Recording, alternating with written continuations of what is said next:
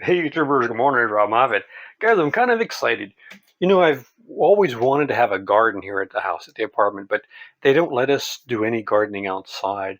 And the balcony is very small, even though every year I grow many things as I can on the balcony. And I'm going to do it again this year, but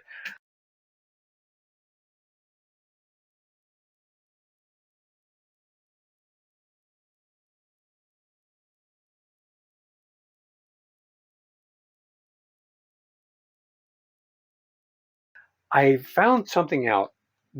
I have a really large stretch of land near the river near me. And for the longest time, I thought I could grow stuff there, but they mow the top of the land. And I said, well, what if I put plants on the bank down near the water line? And I found out they have a boat that comes by and sprays an herbicide right at the water line. And then to make matters worse, they have a tractor with an attachment that goes over the bank and then just cuts along the there's no hope. There's no hope. But I walk on that riverbank twice a day, every day. And I noticed the other day when they mowed, and I thought to myself, I don't think they've mowed here in at least a couple months, maybe three. So I'm thinking, what? If they wait 3 months to mow, that I'm in. They can't stop me. You know what I'm saying? Because Let's go, Jerry. Go! that's time enough to grow almost anything. So what I did is the other day I put in some seeds from spaghetti squash and some sunflowers and some moringa trees around the perimeter. And already the squash are coming up and the sunflowers. This is the sunflower. It's only been 5 days. We had a lot of rain, but I planted quite a few here. It's going to be a very radical, extreme, no work garden. I'm just going to take a metal rod, make a big hole, and put the seeds in that I've soaked. Maybe I'll coat them with some dirt that has some fertilizer. Maybe I'll squirt a little bit of fertilizer, and then that's it. I'm just going to let the rain come when it comes.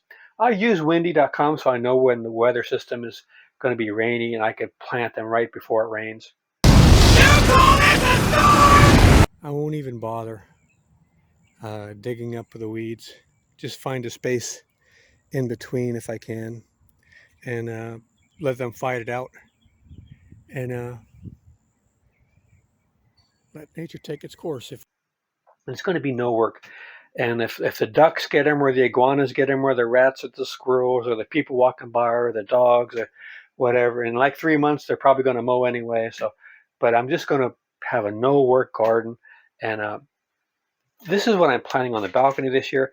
I got this from Papa Blue Shirt. He's got a channel where he does a lot of indoor growing of plants, and he recommended these, and I tried them as an experiment last season with just a really thin layer of soil in a container from a container lid, and they grew like crazy. And I said, you know what? If they grow this well with the neglect I was giving them and with hardly any soil, I went and purchased some grow lights, and I put them on my shelving, and it just came from the store. I bought 3 bags of dirt, and I'm going to be putting these on the balcony. Also, I purchased these. These only grow 12 feet or 12 inches tall. But this is what I want to talk to you about. For $9, maybe $9.98, I got 42 packets of seed. So as the season progresses, got 2 types of pepper: tomato, tomato cherry, beefsteak, Rutgers, got little marvel peas, wax beans, stringless pod, pickling cucumbers, more cucumbers, uh, carrots, turnips, another type of turnip, who knew? Cucumber, bush beans, more lettuce, more spinach, more lettuce, more lettuce, more peppers, more eggplants, radishes, and I don't really care for those radishes, and onions and beets. Hold your horses. We got your parsley, which is one of my favorites. We got some broccoli. I like broccoli. We got some sweet basil, kale. I've never eaten lavender, but I understand it's very good for some making some things to keep the pest away from the plants. Sweet corn, more corn, sunflowers I don't need. I got 10 pounds. Collards, we're gonna go for those collards. Dill, gonna reacquaint myself. More corn, watermelon. Okay, that's gonna bring the neighbors. Pumpkins, cantaloupe, cilantro, which to me, I'm one of those like 10% of the people that taste like dish soap, so I can't really eat that. Squash and more squash, and I've got some Everglades Seminole pumpkin squash too. So it's going to be our extreme no work garden, and we'll see how it does as the season progresses.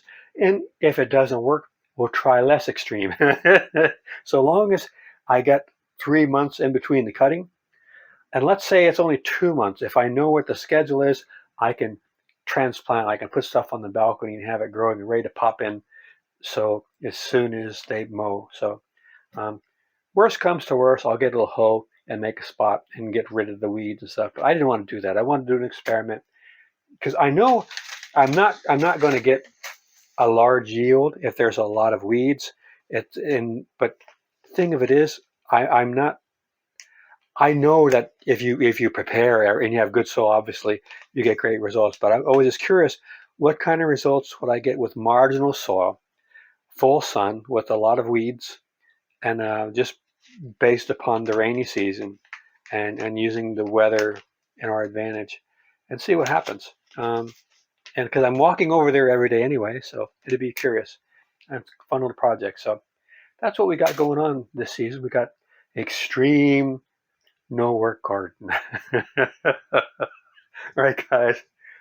Robb's homemade life every week. 16 years, 1,100 videos every week. You never know what you're going to find. All right, guys. Stay tuned.